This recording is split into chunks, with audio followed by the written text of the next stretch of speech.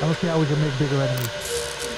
To be offended or frightened of everything. So you've become like the sort of Tony Scarface of podcasting.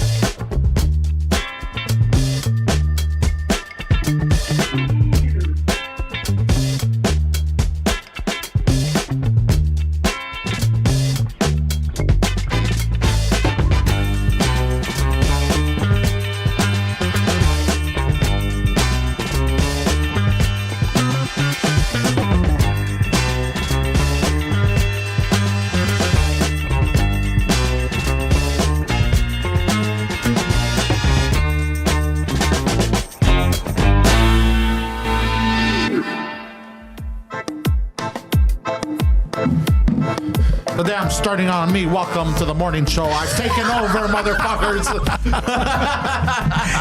It's a bloodless coup. Bloodless so far. Good morning, everyone. Welcome to the morning show. Happy Wednesday. Thank you for being here. We love you. We appreciate you. You're always here every single Wednesday morning, and we appreciate you for that. The guy that opened the fucking show today is the Poseidon. You can follow him on the Poseidon69. I am Poseidon.com. What's on your website? It's for right now. It's more of a landing page of everything I've been on, everything I've worked on. Yeah. I have some stuff to add, some stuff to remove. I'm thinking of doing it a little more professional. Okay. I may change the name of the website as well. I don't know. I'll see. I just do an OnlyFans. You should. With and it's never wear a my mask penis. so nobody recognizes you. No, I'll just put up black dicks every time that are mine. It's you with the black strap on. Yeah. What are we, like a minute and a half in and it's already off the rails? I have a fun fact about The Sopranos. Yeah. You know, there's a scene in The Sopranos where they went on like a camping trip. Not a camping trip, but like a up north chalet type of thing. Yeah. And you know, they went with Bobby Bacala and Junior and Tony Soprano. And basically, Bacala was dressed in the hunter's attire, like camouflage and the orange Yellow vest. orange vest, yeah. Yeah. And They took him out anyway? no, he. That's funny. He walks into the kitchen full dress, and they wanted Tony Soprano to laugh at his attire, but Tony, Gandolfini, wouldn't laugh, so they attached a strap on to him as he's walking in. And did he know it? Did he know that it was attached to him? No, Well, Bacala knew he had a strap on attached, but Soprano, Tony, Gandolfini didn't. And he started laughing. That's how they got a natural laugh out of Gandolfini. All right. Well, you can follow. The gentleman in front of me is Ted Bird, legendary radio broadcaster who is also the co-host of Standing By, the Terry and Ted podcast that you can find on this here platform on the Pantelis Comedy YouTube channel. You can find it on the interwebs. I'm on the Instagrammer too, and the Twizzler, but I'm not on the Ticker Talker. And of course, on every single audio platform. I was listening to the latest episode coming in with the friend of the show, Chris Ramsey, or friend of the channel rather. I don't think he watches us. I don't think he cares. But I don't think he has the time. Yeah, No Chris kidding, Ramsey. eh? By the way, sorry to interrupt.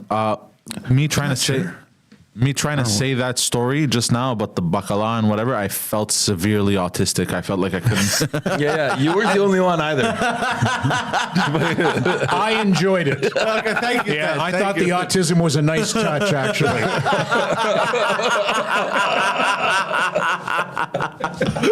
He's on the spectrum. Isn't that sweet? You want a candy? I want all the candies. So yeah, Chris Ramsey. This guy is fascinating. I don't even know how to describe him. He's got so many hats, right? Yeah. He wears so many hats, and one of them's got a rabbit in it because he's a magician. Yeah. He's a puzzle expert and enthusiast. He's a major YouTuber. That's what he is. Well, he's a YouTube star. He's a big star. Yeah. He's got, and it did us good to interview him because he's got so many followers and fans and subscribers that it's boosted our numbers. Yeah. For sure. In terms of the number of people who are watching the podcast or checking out the promo that we post. I guess that's a good trick, right? You want to grow your presence. You bring in someone who's got influential a bigger that way. presence than your own. And there's like a spillover. Yeah. A lot of his people probably. That wasn't the method to the madness with Chris. He actually had me on his podcast. Him and Wes Barker had me on Bottom of the Barrel podcast, and we had a lot of fun. And as I was leaving the studio that night, he said, "Hey, if you ever want me on your podcast, I'd love to come on." And I thought, fucking 7.7 million subscribers YouTube guy wants to come on our dinky little podcast. So, yeah, exactly. Yes, please. Come on down. Super good guy. Yeah, and a brain bigger than all the outdoors. He's so smart. He's so smart. And he really, he's got that internet thing figured out. And he also, and I learned this through the episode, he also knows how to adapt. He was explaining about algorithms and how you have to adapt with them. And I just got kind of a vacant stare on my face. Both eyeballs ended up in the same socket. So I played the clip for my son, who's 24, and he's like, who's very active on social media and has his own podcast. I think he's got a couple of them, actually. And I said, "Do you understand this?" And he said, "Yeah, perfectly." So I thought, okay, the world has passed me by. Cheers. Yeah. But that's fine. I feel at a strange place because I feel like I'm somewhere lost in between. Yeah, well, you're about 20 years younger than me, so you would be in between. Yeah. But I'm also, I'm not that far off where I don't understand any of it, like my dad. And his generation kind of thing. Yeah. So we're kind of linked to it. We were actually there when it was starting. Yep. So we understand what's happening. It's just that we're disconnected. We don't get like the fine tuning of it, right? Yeah. Like your son, for example, Yeah. who knows what's up. It's And like, okay, Chris. well, this is what we. So Chris he's my generation, but he actually dove into this when it was taking off, and he actually grew up with growth, right? And he lived it. It takes a lot of work, and it takes that big brain that he's got. And he explains something that it's a simple process, or it sounds simple. I understand the process, but to exercise, to have the discipline and the smarts to do it, he said that in order to be successful, I mean, you got to do a lot to be successful on the internet. First of all, you have to have compelling content. Yeah. He said, but that's not enough. You have to be able to read the metrics and then exploit the metrics. Yeah.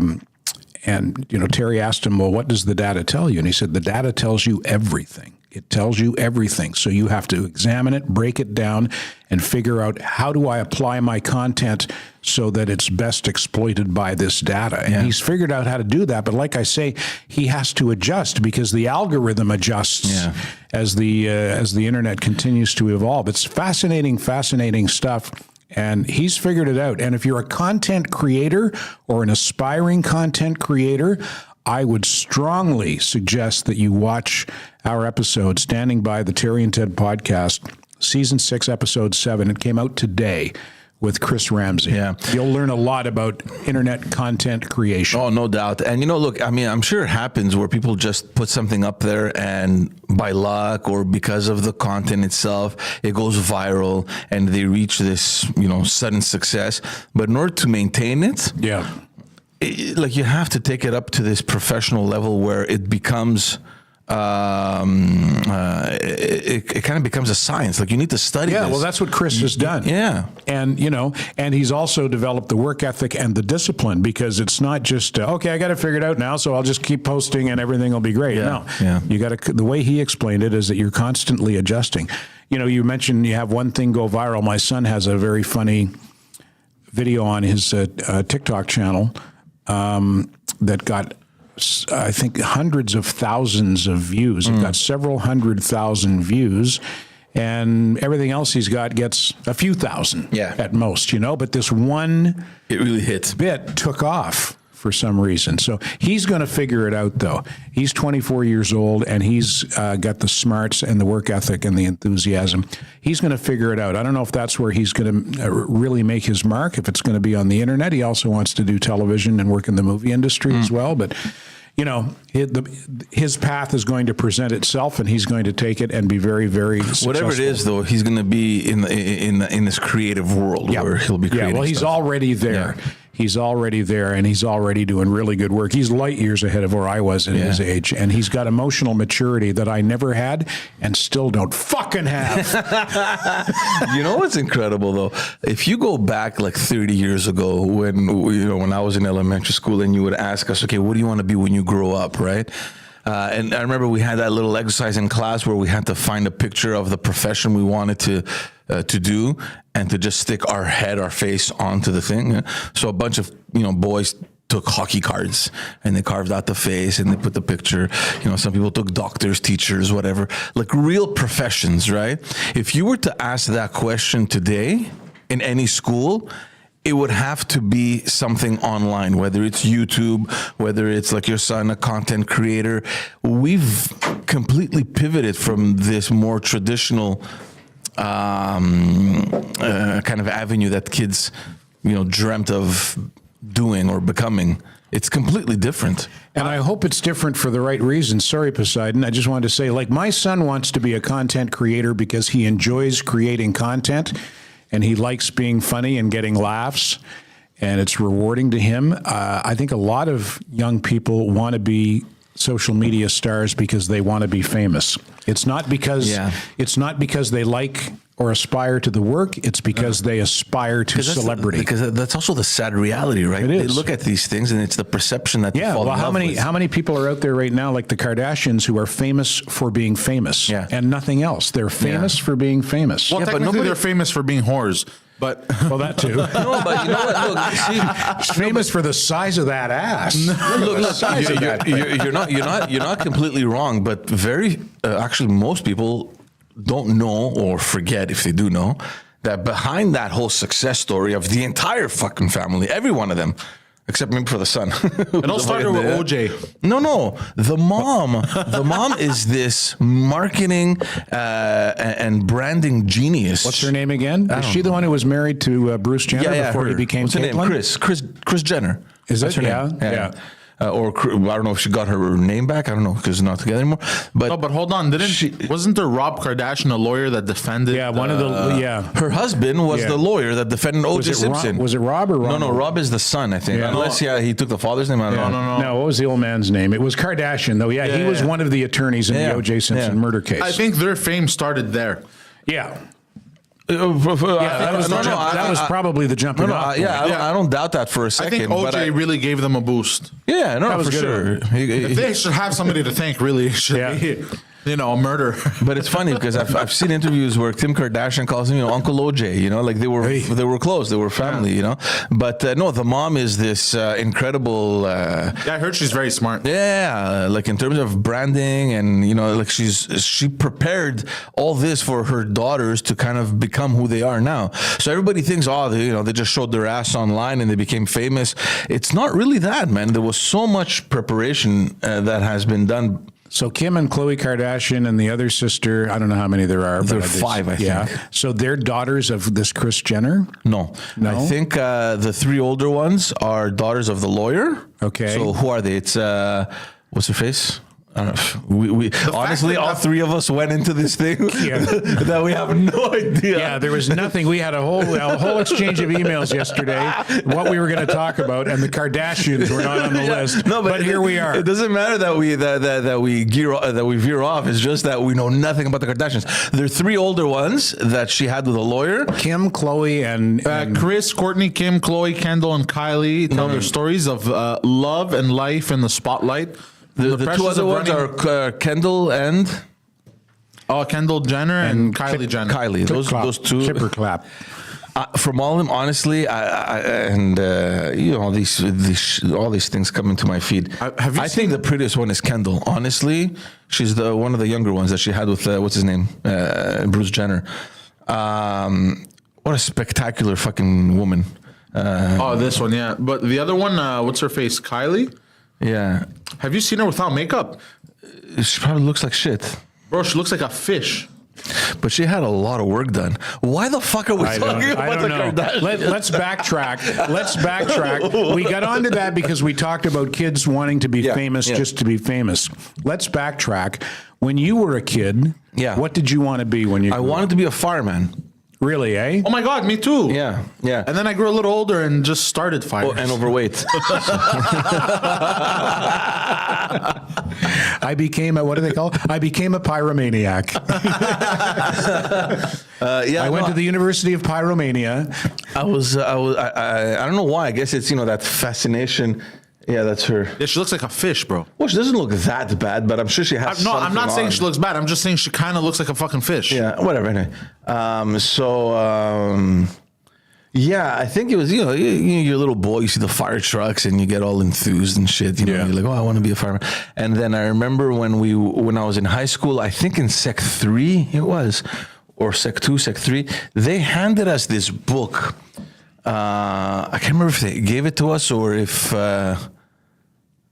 we saw it in class. I don't remember what it was, but it was a book and it had most of the professions that you can do, what you needed to get into it, the salaries, and a description of what they do and all. It was like a I don't know, about an inch and a half thick, and it had all the major jobs that you can possibly do with everything that you needed. It was in preparation for us to kind of continue our studies into CEGEP and university to know what programs we should kind of be looking into, right? Okay. And then I looked at fireman, and and it said that you needed physics and chemistry, Sec 5 physics and chemistry. Oh, really? And that's where I said, fuck that shit. That's not happening for me. By the way, the shows Keeping Up with the Kardashians? I'm going to start a spin-off, Chasing the Kardashians.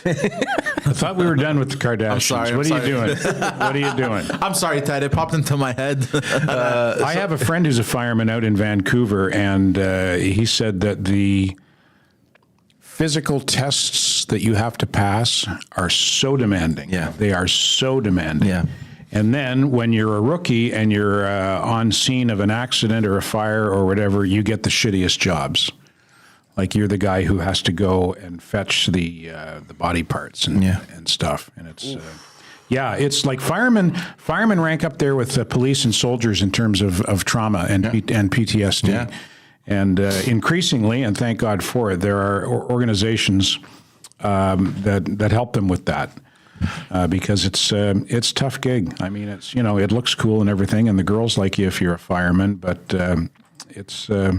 it can be a very, very difficult job. I'm trying to find something here. So now, if you wanted to be a fireman when you were a kid, now take yourself back to 18 years old. If you're 18 years old today, knowing what you know now, what would you aspire to? Oh man, I don't even know. I think honestly, knowing what I know now, going back to when I was 18, I would look into business and investments and that sort of thing more seriously. Okay. And start much younger. I'd buy Bitcoin. Yeah, well, if you go back to 18, Bitcoin didn't exist, but you're going back to 18 with the brain that you have today. Yeah, Bitcoin existed at 18. When did Bitcoin start? What are you talking about, bro? Bitcoin came 10 years ago? Not even. You weren't 18. There's no way. Well, then I'd wait 2 more years until... Ted, Actually, I was 18. How old was I when I was 18? How old were you when you were 18? Let's see. Fuck, wait, that's a tough one. Let's just gotta get my calculator out here. Math is not my strong point, but I would say I was probably in my late teens. I don't have one of those scientific calculators. What year was it? What year was it? Hold on. You were born in 93? 93, yeah. So it was 2011. Yeah, Bitcoin started in 09. So you know what? There you go. It would have been 2 years in. Huh. Interesting. Okay. I'm young. Yeah. I'm a young whippersnapper.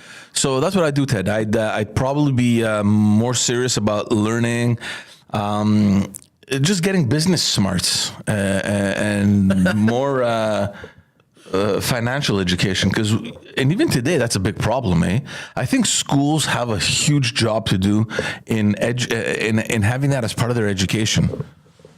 Businesses, how does it work? How do you create it? How do you run it? How do you make budgets? How do you save? How do you plan financially? How do you make a business plan? Like this sort of thing should be taught in high school, I think. You know what I'd do? I'd join the military. Really? If you'd go back to 18? If I could go back to 18, I'd apply for a Royal Military College to try to get in to become an officer. And if I got rejected, I would enlist. Really? Yeah, because I've always had a great fascination with the military, and I even did when I was a kid, but for whatever reason, it never occurred to me to join. And with the benefit of hindsight, and I've had an opportunity to spend a lot of time on the periphery of the military, including going to Bosnia in 2001 and watching the Canadian military in the field as they were implementing the peace treaty that ended the Bosnian War and stabilizing the country. And I got to see these guys in action. And it was the officers in the Canadian Army. I'm watching them and I'm listening to them and I'm thinking, these fucking guys, when they transition to the private sector, they're going to be stars because they're so smart. And they're so accomplished, and their leadership and their discipline and leadership, and the enlisted personnel were so thoroughly professional. I was hugely impressed. I just sent you a video by email, Poseidon, that I'd like to play. The Canadian military has a great careers page on its website. It's really well done. It's really it's well produced, and there are tons of different kinds of careers that you can go into if you join the military. I posted something on Facebook the other day talking about that. There's a recruiting crisis in the Canadian military right now. And I said, why wouldn't you, if you were a young person, undecided, why wouldn't you join the Army?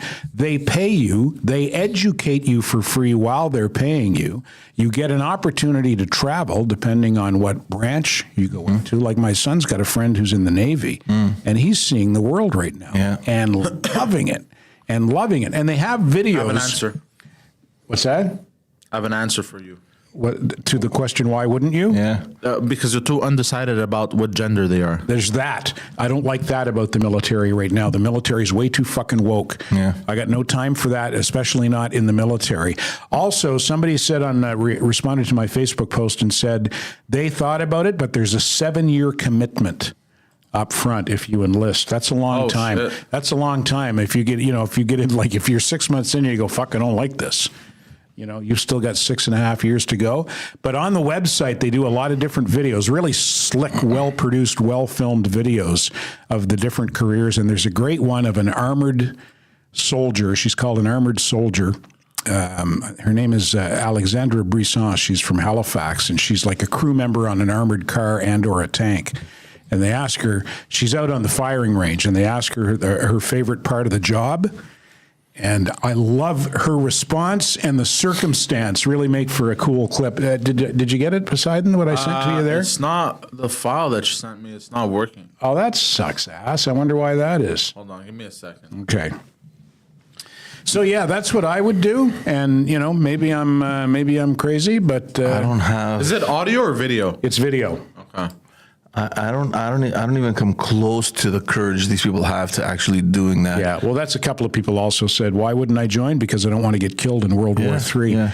And, I thought to myself, tell me you don't know anything about military life without telling me you don't know anything about military life. It's not just about fighting wars. Yeah. Military, the responsibilities within the military go far beyond that. And B, what if in 1939 everyone said, fuck that, That's I'm true. not going. No, I know. I don't want to die. Yeah. Where would we be now? Ugh, my goodness. I think there was also a very different sense of pride. And I'm not saying that people today are less proud of being Canadian or defending Canada's interests.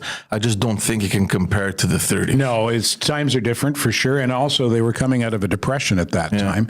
Nobody had jobs. No, not nobody, but a lot of people didn't have jobs, didn't have money. But and were the they military, paid? The military paid them back then? Not a whole lot, but it was something, Better than- And there was also, there was a sense of adventure too.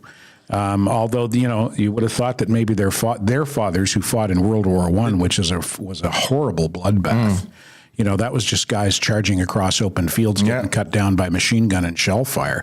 You would have thought their old mans would have said to them, you know what? It ain't the best adventure you're ever going to go on. Mm-hmm. But like I say, thank God there were, millions of them who did have the courage to go through with it. Did you post this video on social media? Yeah. You want me to try to find that? Is it on Twitter? Yeah, I think I put it on, well, for sure I put it on Facebook. I think I put it on both. You want me to find you the link? Rosalie in the chat, while you're looking for it, says that if she were to go back, she would start an OnlyFans page making bread with her boobies.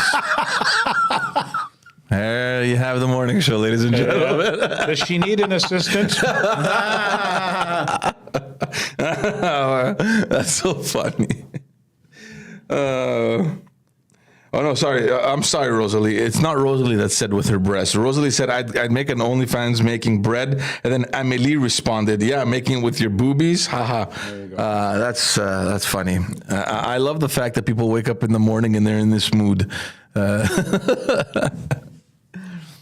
How are we doing on that clip there, Poseidon? I got distracted with porn. No, it's a joke. You heard boobies like, what? What? It's a joke. That happens a lot.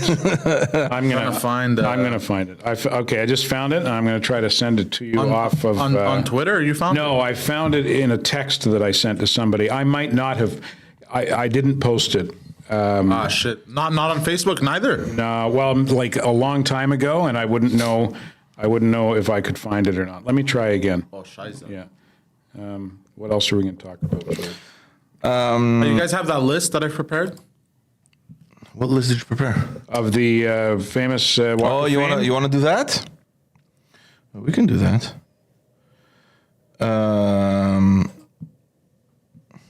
Let's keep that one for later. Okay, let's talk about Christmas. It's around the corner. I heard in New York there were a bunch of.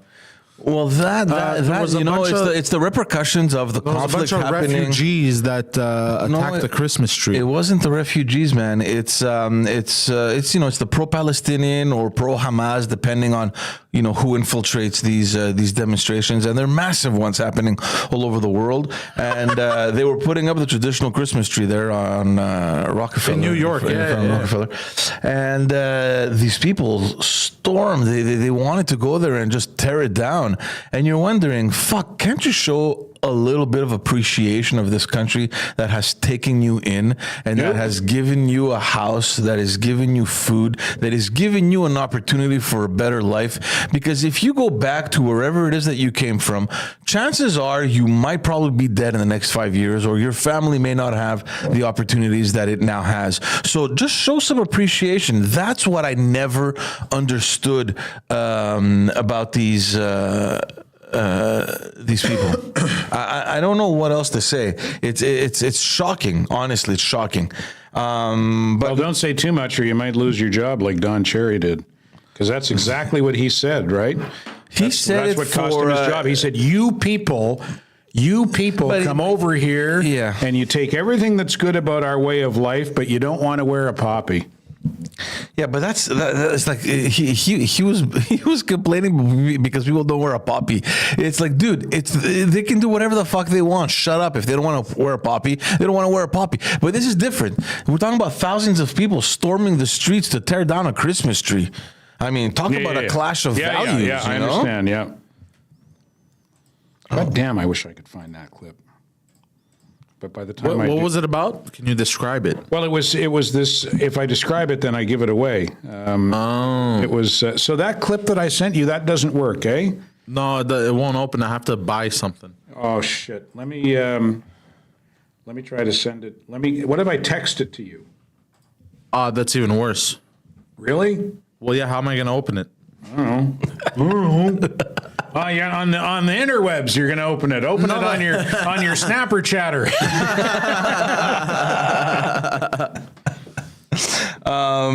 Yeah, let's talk a little bit about Christmas, because I believe it was this week, or was it end of last week, the Canadian Human Rights Commission, which should ring a bell given what we know and their track record of completely screwing things up, they came out with a report and they said that Christmas is a systemic religious discrimination. Of course it is, and it's based on white colonialism, don't you know? Yeah. No, it isn't. And all hell has broken loose. You have the National Assembly of Quebec that unanimously. I don't know if they condemn them. If they condemned what the Human Rights Commission said. They passed a motion saying that they don't agree, and it was unanimous. Obviously, they passed a motion saying we celebrate Christmas and fuck you if you don't like it. Yeah, exactly. I'm paraphrasing. Yeah, pretty much. Same thing happened in Ottawa, and I just wonder.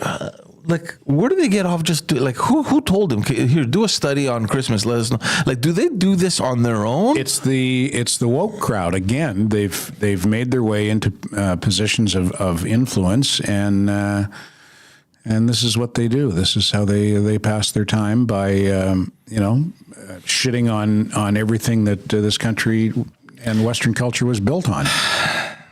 That's what they do. I just posted it on my Facebook page, Poseidon, so maybe you'll be able to. I'm gonna go to a Facebook. See if it came up. And then the other the House of Commons also unanimously, and it was the Bloc Québécois that proposed the motion. Thankfully so, because when I saw that come out, I'm like, oh shit, what's going to happen now? I always think of, okay, what's the spillover? What is this going to create? And you sent us another link where in, I believe it was Moncton. in Moncton, Brunswick. yeah. The city, she's the mayor, I think, right? Yeah. She didn't want to put the... It was the whole city council. City council voted in private, behind closed doors. We're not going to put up the menorah, which is...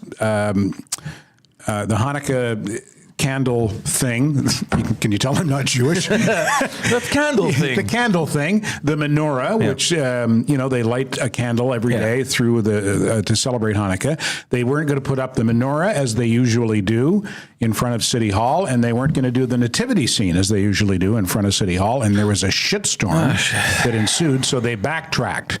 And the mayor publicly apologized, and some of the city councilors publicly apologized. So now the nativity scene and the menorah are back in Moncton. So that was nice to see. It was nice to see, A, that people called them out on it, and B, that they recognized they made a mistake. Yeah. But why even do it in the first place? Because of what's going on in the Middle East. Yeah, but who cares? Like, dude, I'm very sorry, and everyone is sensitive to what's going on over there, but we can't always be changing what we are, who we are, what we do, and what we believe just because something is happening in the world. You're preaching to the choir, but there are people out there who think that we can and must, and we all must change. We all must think exactly the same way, George.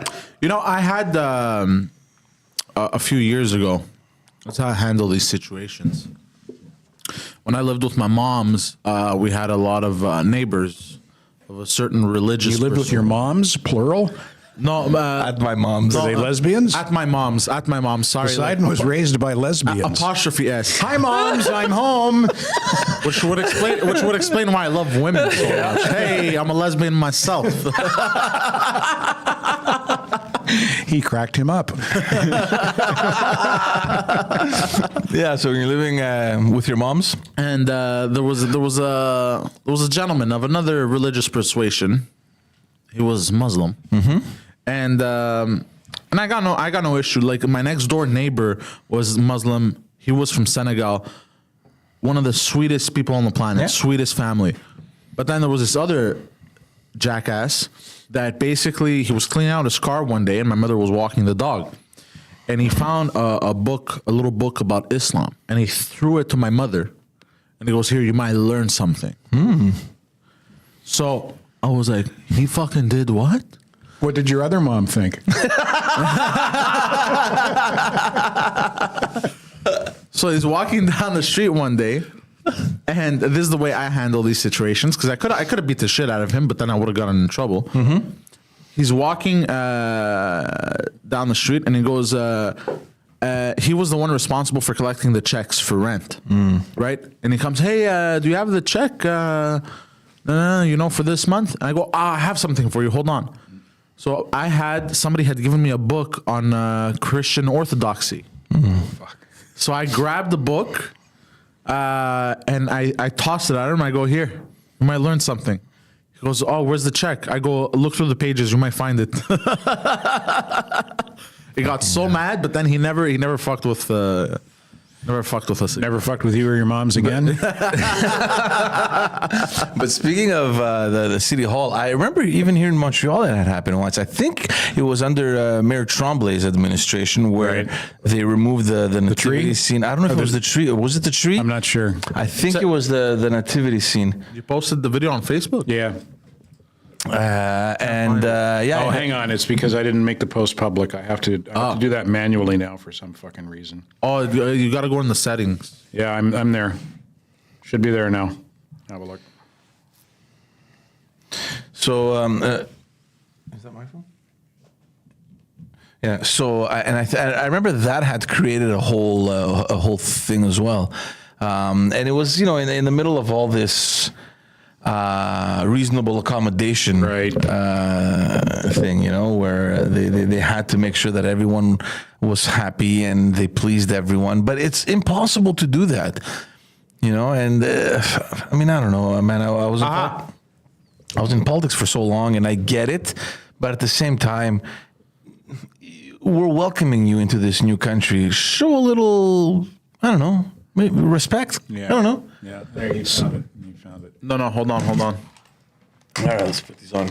I love her. So you wanna introduce this? So this is off of the Canadian Armed Forces website careers page, and this career in particular is for armored soldier, which means you would be a crew member on a tank or on an armored personnel carrier. And so they're out in the field and they're interviewing this soldier. Her name is Master Corporal Alexandra Brisson from Halifax, and they're interviewing her, and they ask her what her favorite part of the job is.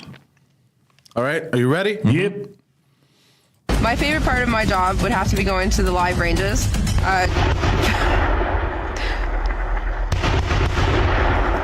That right there, that is it. That is the favorite part.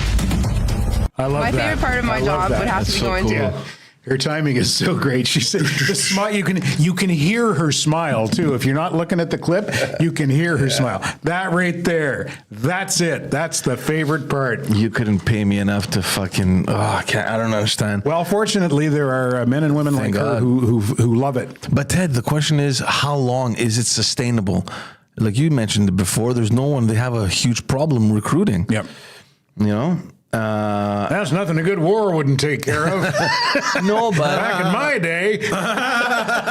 no, but think about it. Think about living, because I know that I have family and friends in Greece, for example, and the service there is mandatory. You can't. There's no ifs or buts. I think that's good. I think 2 years mandatory military service. 2 years. Yeah, sign me. Well, don't sign me up. I'm too old. But I like the idea. And I know that's in a lot of European countries. I agree with you. I think we should have, instead of having CEGEP, where people go to become, I don't know, trans homosexuals, I don't know what. I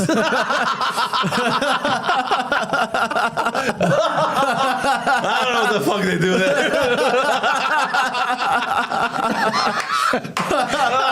Is that what you're doing in CEGEP now? Are you a trans homosexual yet? No, I got 2 more months and then I'll be one. I'm getting my diploma soon. Which CEGEP is fucking useless. We know this. It's not wrong. CEGEP is useless. Yeah. We should have a year. Why not a year to 2 years? We have that. I would have done it. I would have been happy to do it. The mandatory military, a year to 2 years. I would have been happy to do it. I would have learned about. You would have learned about so many things. Well, yeah, it's good. I So think many it's things. good for a young person. It teaches you responsibility. It teaches you discipline. It teaches you leadership. Do you know what it is? What the mandatory period is in Greece? It's is it 18 months? Yeah. I think it's 18 months. if I'm I know not there are mistaken. quite a few. It could be countries. less. I think Switzerland has the same thing. Spain, maybe Sweden. A lot of perhaps. European countries have it. In Cyprus, because I have family over there, I think there it's 2 years. Yeah. It's 2 years. I mean, they're living with a constant threat, obviously. But I think Greece is 18. I could be wrong. I don't know. I think it's a year and a half. Didn't it drop down to like 9 months? Impossible. Check it out. Impossible. Unless that's for people that are Greek. That have If a you pa- are, Maybe that's for gay homosexuals. What was it? Trans homosexuals. They only have to do 9 months. this is the advantage. Yeah, if you skip CEGEP and you go to the military, you Yeah. only get 9 months of service. It's Yeah. like a bonus they give you. or if you move there. He's talking about Greeks born abroad that go live in Greece. As soon as you lose your permanent resident status, so I think that happens after 3 months, I think. Okay, I have Or it. after 6 months. I have it. Yeah. Hellenic Armed Forces, conscription. Greece currently has universal compulsory military service for males from and over 18 years of age. Under Greek law, all men over 18 years of age must serve in the armed forces for a period of 9 to 12 months. Oh, fuck, they brought I was it right. down. Yeah, they brought it down. Women can serve in the Greek military on a voluntary basis, but cannot be conscripted. Wow. I guess times have changed. Maybe Yeah. the level of threat isn't there, or who knows. But okay, so because when I was sometimes- living in Greece, I think what happens is sometimes they revise things and they realize like, okay, to learn to be able to defend the country, let's say if we do get attacked, finally we don't need 18 months. It's a bit of a waste of time. I don't think it is that. I think it's having enough people on a standby to have them ready to go in case something were to happen. I don't know if 9 months is enough, and definitely they're not making enough kids to be able to just turn it over. But I remember when I was living in Greece back then, for the Greeks living abroad that were in Greece, I think under the age of 35, I think it was, I can't remember, you had to do 6 months. Okay. You had to do 6 months, and I was actually looking into it because I was planning on staying there. Plans obviously changed, but yeah. So I don't know. I think that also was reduced, maybe to 3 months. I think, I'm not sure, but yeah, I don't know. Maybe. What do you think would happen if tomorrow Trudeau comes out and says, "Okay, well, we're making military mandatory"? I think there'd be a shitstorm. Yeah. I don't know. Because it's not part of our culture. No, it's part not. of our. It's not. And I think that would, and I think that's why there would be a shitstorm. For one thing, I think we're too soft. 100%. I agree. I think Canadians are very soft. Because at the same time, it's not like Canada is heavily involved globally, like the U.S. is, for example, or we're not in a region where, like Greece, for example, or Cyprus, anything could come up, right? Yeah. So you go do the military in Canada, and like you said, you're not training for combat necessarily. You're probably gonna anything would happen would probably a natural disaster that you'd be Yeah, called well, that's to- what the to military help does out, mostly and that sort of thing in Canada now. Training, exercises, and, Yeah. which is pretty cool. You know, we do deployments though. We get Canadians are deployed on peacekeeping and peacemaking missions in different parts of the world that you don't hear a lot about. No, exactly. But it's rare that they engage. Last time they engaged was in Afghanistan, I guess. Yeah. Yeah, and before that, I guess it was in Bosnia. In Bosnia. Yeah, although there was very Iraq- limited. There was limited engagement in Bosnia, Yeah. but Canadians were in full-on combat in Afghanistan. Iraq, I think we didn't go. I think it was Kretzian that refused to go. we didn't go. Yeah, we didn't go. Also, I have a bit of an opinion on this. I feel like if there was mandatory military service, let's say you went through all that shit, the crawling in the mud, the training, the discipline, all that, I feel like it makes life easier after. Do you know what I mean? Yeah, well, it toughens you up. It teaches you discipline. But because I feel like if you went through that, I feel like we wouldn't complain about the cold as much. No, you know what I probably mean? not. You ever see the movie Full Metal Jacket? Yeah. The opening scene in the barracks with the drill sergeant, Henry Sergeant Hartman. Yeah. That's such a great scene. That whole movie's That's great. Such a great scene, yeah. And Terry DeMonte actually tells a funny story about joining Air Cadets when he was, I don't know, like 11, 12 years old. He decided he was going to join Air Cadets. And so he goes to wherever it was in Point Claire, and he said they gave him a thick, scratchy wool uniform, and somebody called him a maggot. He's like, what do you mean? Yeah. He He said, okay, here's your scratchy wool uniform. Maggot, you say. Okay, I'll see you guys later. I'm out. That's so funny. Yeah. What's happening with Elon Musk, man? This guy keeps making news every single week, every single day. He went all out, eh? Yeah. Well, it's the very definition of fuck you money. He's got fuck you money. Yeah. And he literally said, fuck you to Disney, to Apple, to these major corporations that pulled their advertising off Twitter, or X as it's now known, because they felt that he was liking and or amplifying what were perceived as being anti-Semitic tweets on the platform. So wasn't he in Israel? Fuck, like yeah, well, it was, and it was. He went to Israel after that, and it was perceived as possibly being like an apology tour, and he denied it. Anyway, he was at a New York Times event, and he was being interviewed on stage, and he was asked about these major corporations pulling their advertising contracts from Twitter, and his response was, "You gonna try to bribe me with money? Fuck you." Yeah. Go fuck yourself. That's what he said. Yeah. Go fuck yourself. And he said it more than once. He said it several times. I'm going to pull up the video. No, it's okay. You want to? Oh, Whatever, yeah. And You can find it. but I don't think there's anyone that hasn't seen it The yet. first time I saw it, I thought to myself, boy, that's the personification of. I've heard the expression "fuck you money." Yeah. That's what that That's means what it is. right there. Yeah. He's got "fuck you money." It doesn't matter to him. He can say, "Okay, fuck you." Yeah. He's going to be fine. Yeah. Yeah. It must feel good though to be in that position where you have. Yeah, because I've said "fuck you" before, and then I was like, "Uh-oh." Like 13 years ago, I had a real good job, and I said to them, "Fuck you," and I've been chasing crumbs ever since. Oh my God. Yeah, I did not have Elon resources. Yeah. Yeah, But it's good I did for not him. sufficiently examine the landscape. I haven't done my homework appropriately. Yeah, but fuck you. Good for him, man. Good for him. And we know it's not a secret. I mean, look at mainstream news and all these people that are afraid to say or to stand up for anything because you have the advertisers that are listening and they're pretty much controlling what you say and what you think. He's right. Go fuck yourself. Yeah, here he is. You want to listen to it? Yeah. Sure, why not? You don't want them to advertise? No. What do you mean? If somebody's going to try to blackmail me with advertising, blackmail me with money, go fuck yourself. But And then he called him out. go fuck yourself. Is that clear? I hope it is. Hi, Bob. Hey, Bob. That's Bob Iger. He's referencing who's the head of Disney. It's so funny. In your face. Yeah. It's like he's in your face. Yeah. And he's so calm about it.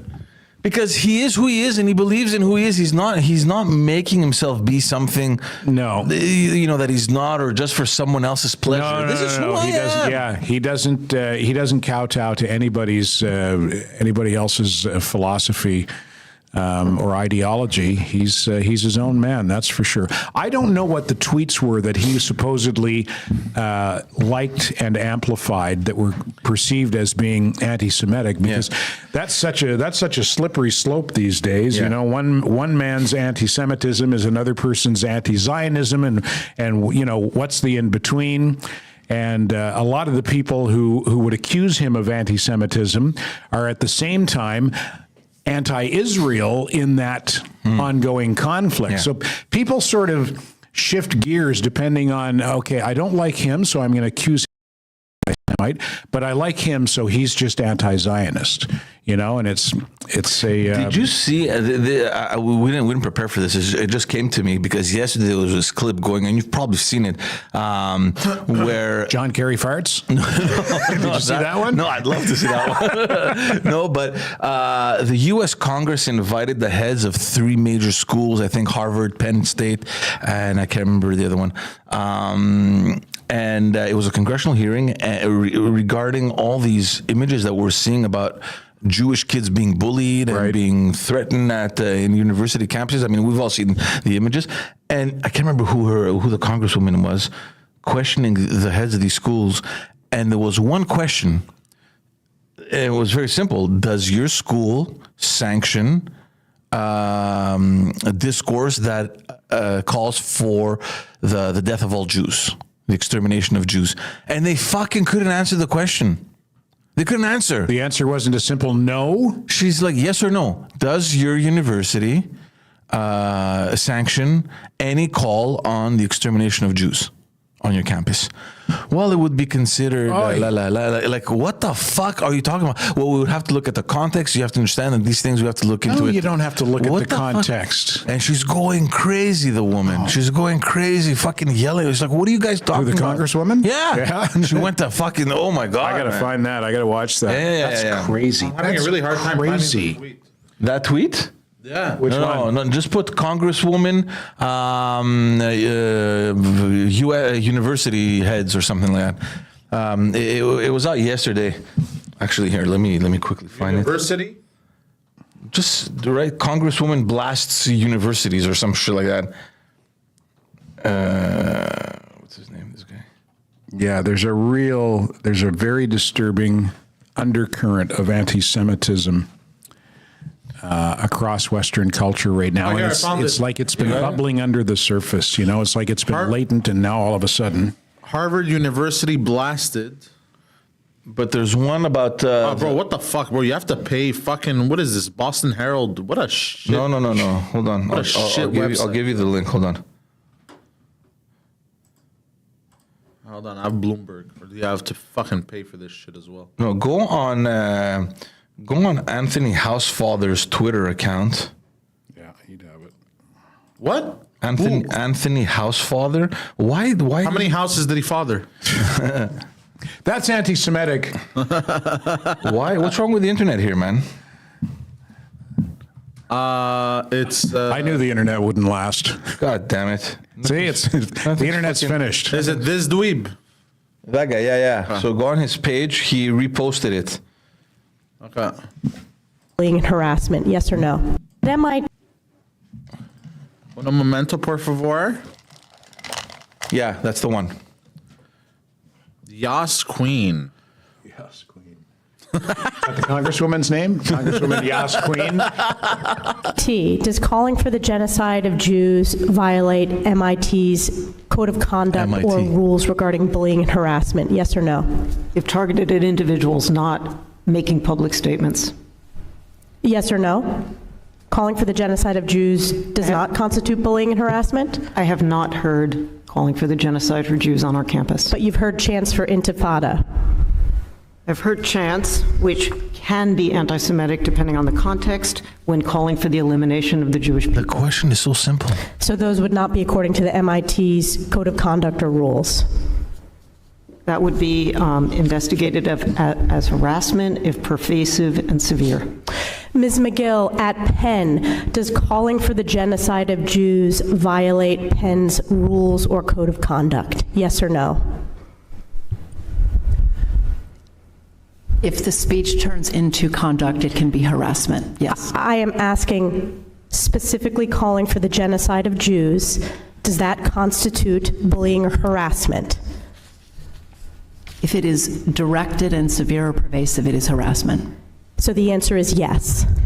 It is a context-dependent decision, Congresswoman. Wow, It's a context-dependent decision. That's your testimony today. Calling for the genocide of Jews is depending upon the context. That is not bullying or harassment. This is the easiest question to answer yes, Ms. McGill. It is. So is your testimony that you will not answer yes? If it if the Yes speech or no? becomes, if the speech becomes conduct, it can be harassment, yes. Conduct meaning committing the act of genocide? The speech is not harassment? This is unacceptable, Ms. McGill. I'm going to give you one more opportunity for the world to see your answer. Does calling for the genocide of Jews violate Penn's code of conduct when it comes to bullying and harassment? Yes or no? It can be harassment. The answer is yes. And Dr. Gay, at Harvard, does calling for the genocide of Jews violate Harvard's rules of bullying and harassment? Yes or no? It can be, depending on the context. Of course her name What's is the Gay. context?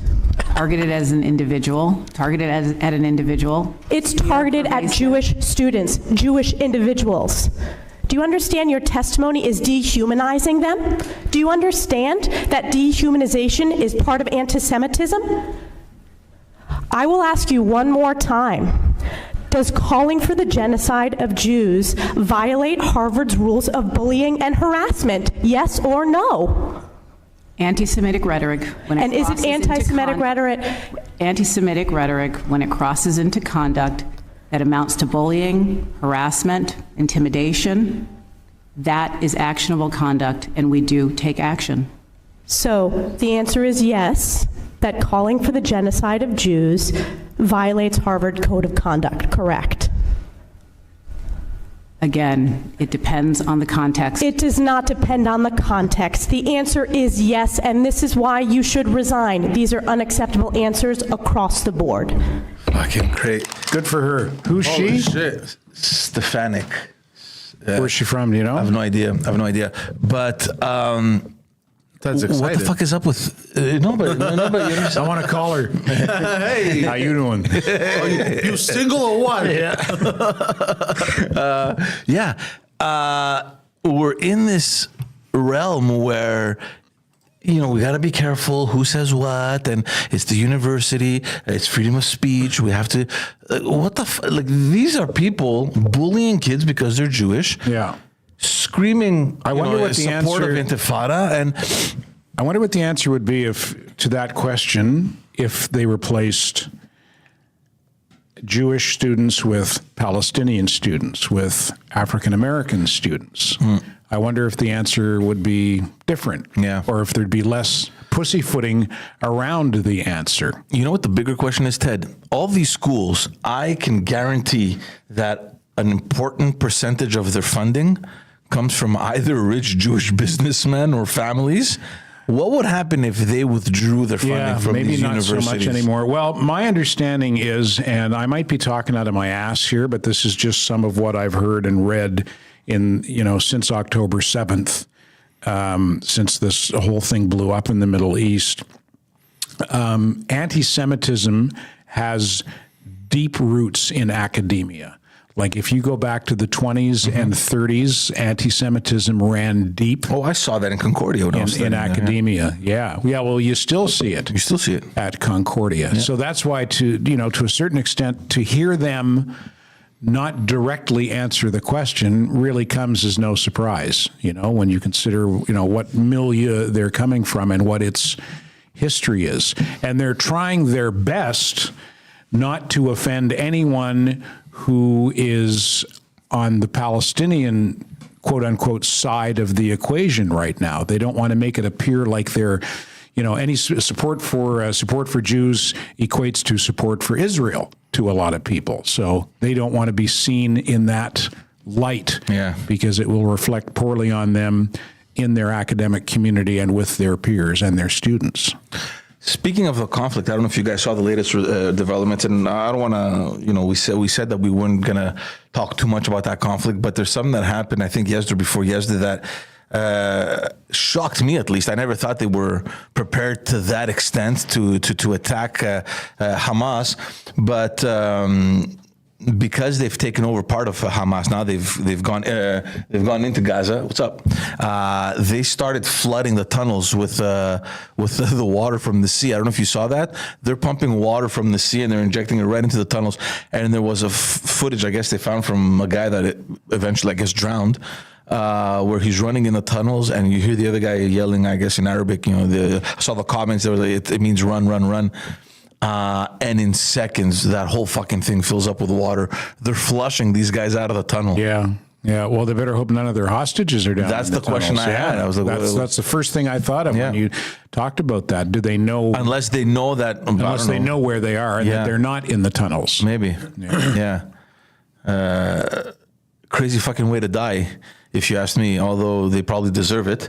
That's my personal opinion. I mean, I'm hoping to get eaten by alligators. That's how I'd like to go. What do you think, Poseidon? Good way to go, eaten by alligators? That's painful, though. I want something. I'm kidding. I just want something instant, like getting hit by an 18-wheeler, like on a highway kind of thing. As the comedian Emo Phillips once said, I want my last words to be like those of my grandfather who said, a truck. That's funny. Oh my God. He's so funny. Emo is so. Do you know who I mean by emo? Emo's heyday was back in the 80s and the 90s, and he came in when I still worked at. No, I wasn't at Showm. I was at Mix 96, and he came in for the comedy festival, and he brought in. He had these sort of postcard-sized pictures of himself that he would autograph and hand out. And we had him on the morning show, and then he autographed a card for each one of us. And on mine, he wrote, "Ted, thanks for not being Hitler, emo." It's so fucking funny. He's so clever. He's so clever. Let's talk about, since we're talking about big platforms, Elon Musk and everything, let's talk about Google. This week, the government of Canada announced that they finally came to an agreement with Google with respect to Bill C-18, which Meta is completely against. And that's the bill that's the reason that we can't get news items on Facebook anymore? Yeah, and that you can't share anything either on Facebook as well, which fucks me up because that's my whole podcast. It's about news and sharing stories, and I can't do that. So Google agreed to pay $100 million a year to the Canadian government, which will then give that money away to different mainstream media and to support them. And that $100 million will always be indexed to inflation every single year. So it'll rise, obviously, every single year. So Google agreed. Now, we don't have any details about how that money will be split up, who's going to be taking it. Are they going to do it based on market, what do you call it? Market share. Market share. But the big question, the biggest question is what will happen with CBC? And they keep asking the minister, the culture minister, Pascal Saint-Onge, is CBC going to get a cut of that money? The reason why they're asking is, and for those that don't know, that are listening or watching, is because CBC gets funded at over $1 billion by the Canadian government. Per year. I believe it's per year, or if not, it is every year, which is, I don't even understand why, first of all, and if you do fund them, why so much, right? So that's the big question. And it just so happens that as this news story breaks out and the minister is kind of skating, she doesn't really know how to answer the question of whether or not CBC or Radio-Canada in Quebec will get funded and how much and how will the money be distributed. CBC comes out and announces yesterday that they're cutting 800 jobs. 600 they're cutting 600 jobs plus 200 that were already vacant. They obviously won't be filled. So 800 in total won't be filled. They're running deficits like crazy. And everyone is wondering, what the fuck are you doing? Like, we're giving you $1 billion. This is our money. This is taxpayers' dollars that are going to this crown corporation. And the big question is, okay, fine. You are incompetent and you can't run this business. That's fine. What the hell is the government doing? Because if the government is investing into this, doesn't it have a say on, one, who's at the head of this? 2, how is this money being managed? And 3, why the hell are we not at least breaking even with taxpayers' dollars?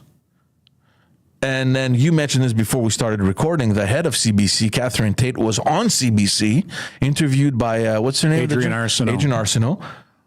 And the balls on that woman, thank God for her. She asked her, are you going to be giving bonuses this year? Because last year or 2 years ago, I think in 2021 or 20, it could have been last year, they gave over $16 million in bonuses. 16, yeah.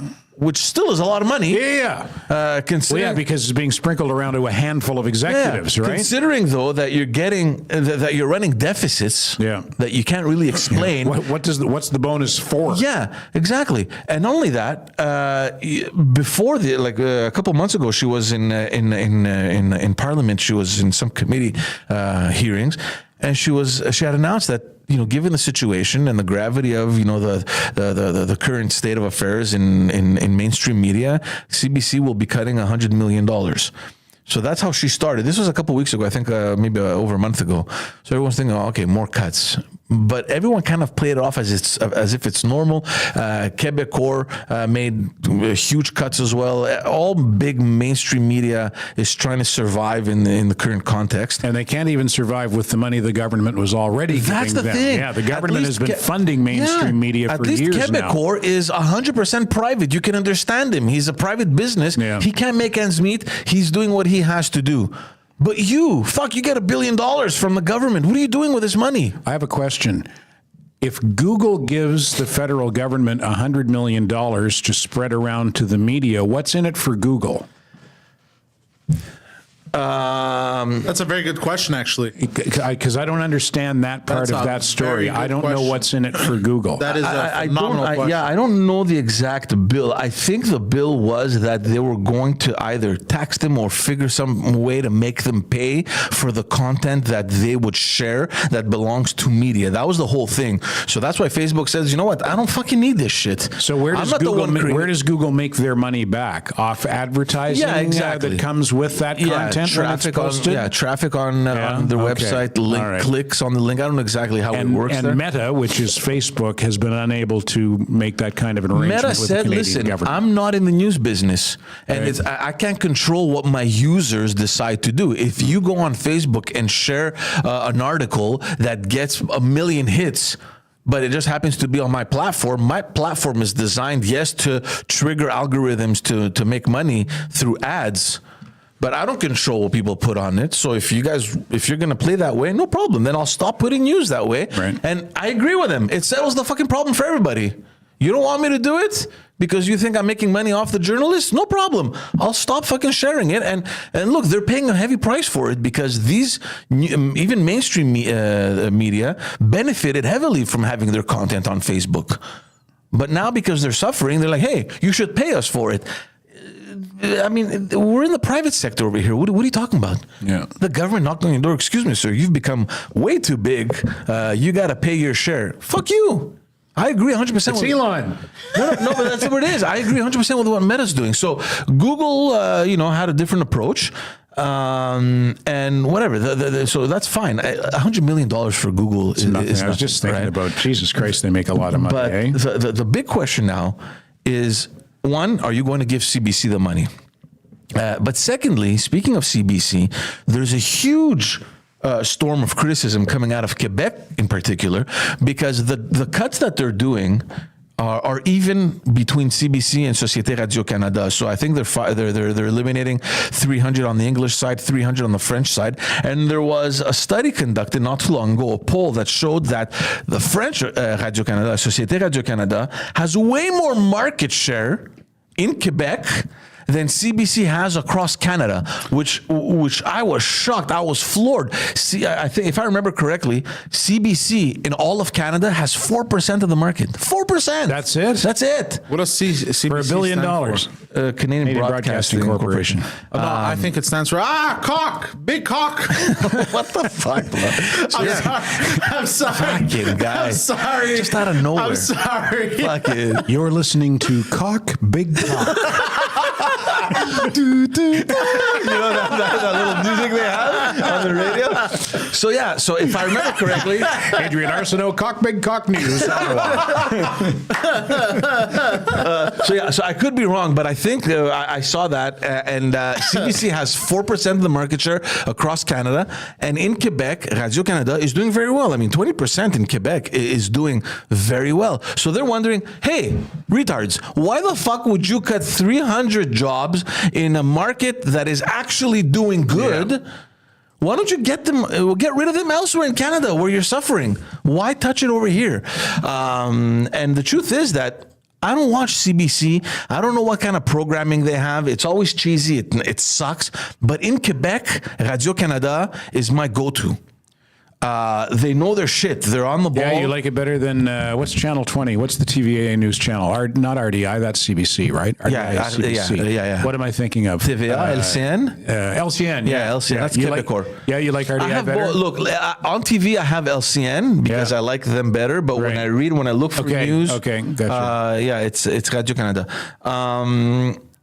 They're on the ball. They have good programming. They have great shows on TV. The radio programming is very good. The media coverage is excellent. The news on TV is fantastic. Yeah. I'm telling you, for a market of 8 million people, Quebec media is so good. It's so polished and so professional compared to what we get in English. So everyone is kind of on standby now to see what Catherine Tate, who last time I heard was living in New York, running the CBC. Out of New York. Yeah, I don't know if she's back now because of all the hoopla that happened. But imagine appointing the head of the CBC living in New York. You got to be out of your mind. What is going on? So I think the people up in Ottawa, they're in hot water. The Minister of Culture, Pascale Saint-Onge, she has a lot on her plate. I don't know what the hell she's going to do with this. But personally, giving any portion of this $100 million to CBC is a huge mistake. I think Poseidon should be the head of the CBC. 100%. And it should be changed to Cock Big Cock. Well, look, all I can guarantee is that we'll have way more than 4% of the market share. I can guarantee that. We'll have more than 4%. I'll tell you that. Yeah. But People are saying, will the government of Canada be happy? No. And instead of that old school CBC circular logo, there'd be a big cock. Just a cock. Live from the Olympics. Christ, I hope my mother's not watching. Sorry, Mom. Anyway, even if she is, she can't hear, so. Now she's really mad at me. I've done it again. By the way, did you guys see? Yeah, go ahead. another news story. Yeah. Valerie Plante. Yeah. Yes. It was in our list. Yeah, I hope she's okay. I hope so too. I mean, it's she's really probably sad worn to out see from stuff riding like her bike to the news conference. Yeah, eh? she probably exhausted herself. Yeah. Winter ain't easy with bicycles. No, but all jokes aside, it's tough. Like I can't remember once that I agreed with this mayor. No, nor have I. But you don't want to wish ill health. But it's a person, anybody. right? It's a person. I mean, and you know that politics takes a huge toll on people, and especially when you're there at that position, tremendous responsibilities, little sleep. I have a question. How do we know she's a person? Yeah, I think she's AI. maybe it's a hologram. The AI mayor. It's a joke. It's a joke. So yeah, she was answering questions, I think, in English, and she just thankfully she didn't collapse like you've seen where they bump their head. Like she actually put herself down. Yeah, she sat herself down. Yeah, she just got very faint, obviously. Yeah. All right, are you boys ready to watch? Yeah, play it. Sure.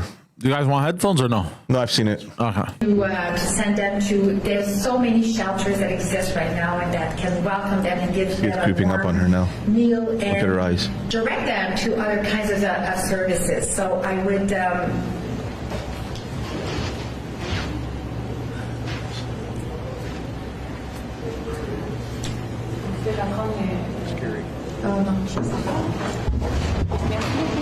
Yeah.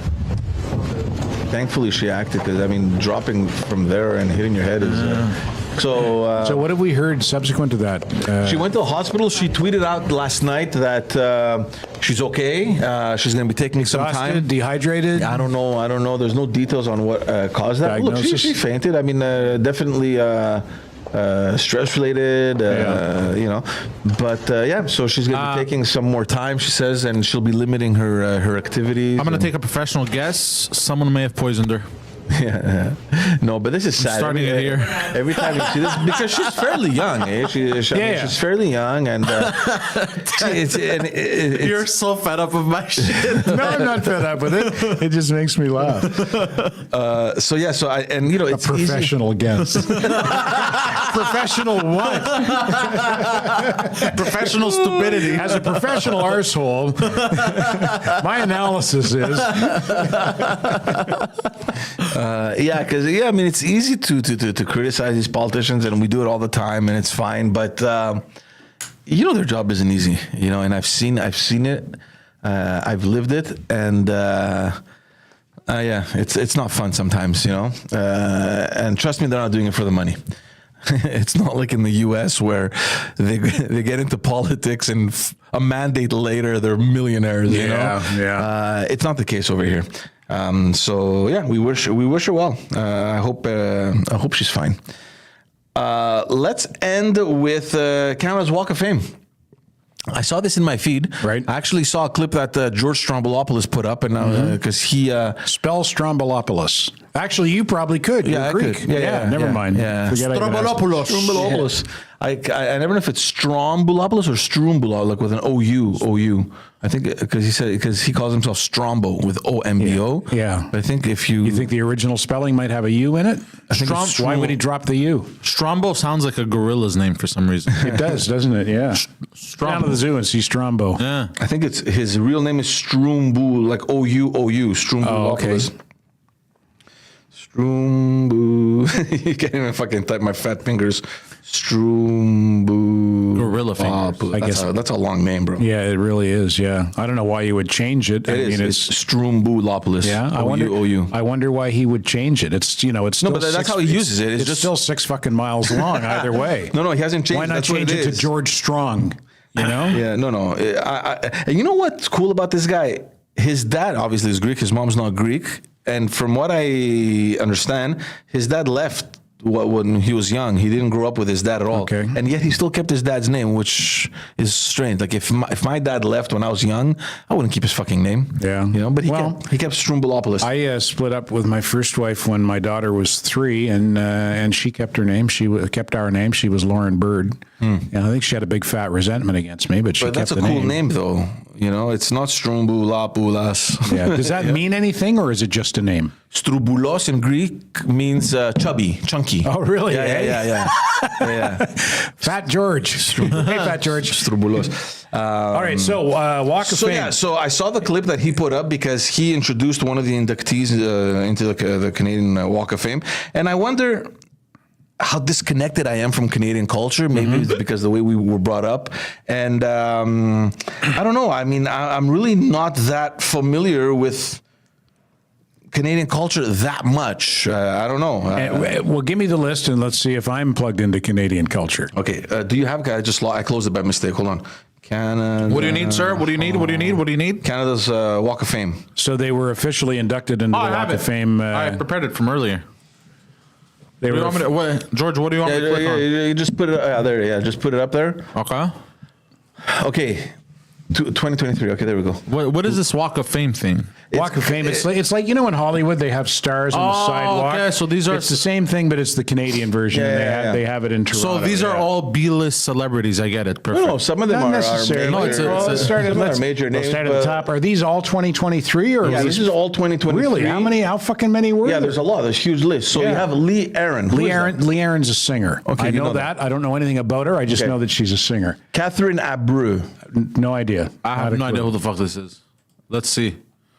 What does it say? Internationally recognized award-winning campaigner whose work centers on building powerful coalitions to advance action on climate change. Okay. She's one of those. Oh, for fuck's sake. Go back. An activist. That hairstyle needs a change. I think I like it. April Wine. Okay. April Wine, obviously. Miles passed away this past week. This is the guitarist, right? Or the singer? He was the front man. He was the lead singer and the guitarist and the main songwriter, and I knew him. Yeah, he was a nice guy. Yeah, I got to know him a little bit in the latter part of his life, and it was quite surprising that he passed. That band was, for my age, for people in my generation, they were the soundtrack of our teenage years and our 20s, April Wine, or a big part of it. Wow. Yeah, well deserved for them to be on the Walk of among Fame. the very few bands that have made it also like in the U.S. Yeah, 10 million records sold worldwide. That's incredible. Yeah, no, there were no tag days for Miles. He was okay. And then we got Tantu Cardinal. Not a clue. Click on her. I think she's the that new Scorsese film. Oh yeah. What? The new Scorsese film that takes place in I can't remember where. Yeah. And look at her, is an award-winning actress of indigenous descent whose recent feature. Yeah. There you go. Go up. Shit. Okay, so she's Scorsese's newest project, Killers of the Flower Moon, premiered in Canada. Okay, the movie will be in theaters. Blah, blah. Okay, so she acted in it, I guess. Whatever. Okay, so that's good. Okay, cool. She has no business being there. Chilliwack, another band from my generation, a BC band, had some big hits in the 70s and 80s. Don't know. Yeah. Okay, Degrassi, I get it. They're okay. Who's Glass Tiger? I guess that's another Glass band. Tiger's a band. Yeah, they were pretty 80s, I think. Loverboy as well. Hang on, you're skipping Avril Lavigne. Get over there, Christ Almighty. She's terrific. Avril She's a Lavigne, great talent. Great. Yeah, And she hasn't aged, huh? no, she looks pretty good. Looks fantastic. Okay, go back. Oh, pardon. Avril Lavigne. Okay, go down. Lighthouse. Lighthouse was a band from the 60s, 70s. Okay, Loverboy. Max Loverboy, Webster. 80s. Max Webster band, yeah. Oh no. Okay, Connor McDavid. Connor we all know. McDavid, yeah, hockey player. Go down. Hold on just a second. What happened? I went down a bit for you guys, but I gotta go check something. God damn it. Rick Mercer. Okay, Rick Mercer, comedian, legend, obviously. Yeah. Michael Budman and Don Green. I have no idea. Don't know who they are. Brenda Milner. Not a clue. Cardinal Official. No idea. Okay. Let's click on them. Hold on. So Rick Mercer. We know Rick Mercer. These two. Budman and Green. Go there. Do we know these guys? I don't know. It sounds like florists, Budman and Green. That's funny. You want to see who these guys are? Born in the U.S., Michael attended elementary and high school in his hometown, Detroit, Michigan. Graduate. Okay, blah, blah. Michael began attending Camp Tamaqua in Canada's World.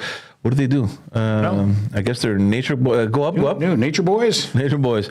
Famous Algonquin Park. It marked the start of his lifelong love for Algonquin Park, celebrated for its unspoiled wilderness and natural beauty. Over a 13-year period, Michael spent his summers at Tamawaka. Okay, I guess they're entrepreneurship and philanthropy. Oh, there you go. Whatever. All right. That doesn't make them like it's the Walk of Fame. Nobody. Who are these fucking guys? You know, That's put the thing. famous people on the Walk of Fame. Well, I guess maybe to certain people they know. Dr. Brenda Milner, who okay. Michelle Pagliaro, that I've heard. Yeah.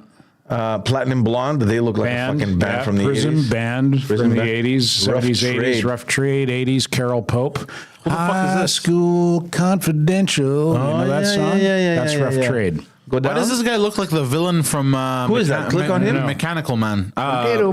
Demolition Man. I mean, Mechanical Man. Internationally respected as one of Canada's most energetic and innovative talents, Cardinal has long been a staple in the global music scene. Sure he has. So, okay, so musician. Okay. He's known from Spadina all the way to the Don Valley Parkway and from Front Street all the way up to Bloor. That's what a lot of this is. It's Toronto. Rough Trade. Okay. Go down. I have to say Rosalie something. Silberman Abella. She looks like a judge. She looks like a judge, yeah. Gary Slade, I worked for. Oh, yeah? Gary Slade owned Standard Broadcasting and does great philanthropic work. He was a great guy to work for. He was a broadcaster, and his family owned, and the Waters family was another family that owned a shitload of radio stations across the country, and they were professional broadcasters, and radio was a lot better then, and the people in the industry were treated better. But Gary Slade and the Slade family and Waters family sold their radio stations to big corporations, and I don't blame them. If someone came to me and said, "Would you like $1 billion for your company?" I'd give it to them too. And it was not a death knell necessarily for the industry, but it started. It precipitated a big decline in the quality of radio and in how people who work for radio stations are treated. Parachute Club, I guess, is and a band. Trooper, both bands, 70s and 80s. Trooper, Why did Parachute Club fail? Because the parachute didn't open. They never opened. So a lot of music. Your punchline was better than mine. Yeah, because they never opened. They never opened. That's a good one. Yeah. So to go back to what we're saying, maybe I'm disconnected. I don't know. I don't know if anyone in the chat knows these people. Stop everything. I'm very upset about this list. Uh-oh. I'm very upset. We don't see Mike Ward. We don't see Pantelis. We don't see me. We don't see Chris Ramsey. Where's Ted Bird? This is a preposterous list. Mike Ward that's a legit point, though. Yeah, Mike could walk down the street in Toronto without getting recognized. Think of what a big star he is in Quebec. And he's just as funny in English as he is in French. Mike would get 100% recognized in Toronto. He got recognized. He got recognized in New York. Did he? Yeah. All right. Well, I stand corrected, and I'm glad to hear that because I don't think he gets. Do you think with the controversy around everything that happened, they would actually invite him to Canada's Walk? That's a good point too. Yeah, and that was because they probably don't want to deal with all the fallback. Oh, Mike Ward, this and this. Yeah, but Mike ended up winning his case in the Supreme Court, and I think the reason he won the case, and I think it was, demonstrably proven that he wasn't making fun of that kid. Yeah. He was making fun of the circumstance. Yeah. And people didn't understand that, but I think the Supreme Court did. Yeah, I mean, it's over. It's over. And he's a funny motherfucker, and he's got the most listened to French podcast in the world. Yeah. And he does work for charitable endeavors. Yeah. There's no reason why Mike very humble. And we spoke well. about this last week. I had gone to see the English show at the Bordel. Yeah. And one of the guys was Mike Ward, and he came up like second, I think. Yeah. And my friend's like, "What? Mike Ward's second? Like, wouldn't you? Why doesn't he close the show?" And then at the end, they're like, "You know what? I get it, man. Yeah, like, it's not that important to him. Yeah. He's one of the guys. Yeah. He's a humble guy. Look, because of Mike Ward, I got to fly on a private jet, and I didn't have to suck dick to do it. So, but he did anyway. He didn't have to. I felt that they wanted a bonus. Are you so telling me I gotta say no, Poseidon? You don't. It's fine. All right, fine, no problem. Get my knee pads. God damn it. Why Listen, would you I'm fly with- grateful, and I'd like to demonstrate for you my gratitude. All right, guys. On that note, we're going to bid you farewell. Enjoy the rest of your day. Thank you for hanging out with us. We appreciate it. We love you. Subscribe on this YouTube channel and share the content. You can follow Poseidon on all social media platforms, the Poseidon69. You can go check out his website that has nothing really much on it, IamPoseidon.com. He's going to be fixing it up, guys. He's going to be fixing it up. Ted Bird, ladies and gentlemen, legendary broadcaster, standing by the Terry and Ted podcast every Wednesday morning whenever it's in season. And let me say, every morning, 5:30 to 9 a.m. on Light 106.7, 106.7 FM, online at light1067.ca, on the iHeartRadio app, and on your smart speaker. At least 2 belly laughs guaranteed per show, or I'll refund double your misery. If you are up at that time, tune in. You can catch my stuff at the Backstage Podcast and Politiquement Parlant if you are knowledgeable of the French language, or if you understand it. Head on over there, subscribe, help us grow that little community. Moi, je parle français. Very good. Parce que you should come on the French one. J'aime le cheeseburgers. Voulez-vous Oui, il y a la pain sur ma tête. Finally, you can head on over to patreon.com/Pantelis for a bunch of exclusive content. Thank you all so very much. Yes, go support so we can keep the lights on to entertain you, ungrateful fuck. Please. Thank you guys. Take care. We'll see you guys next week. Ciao.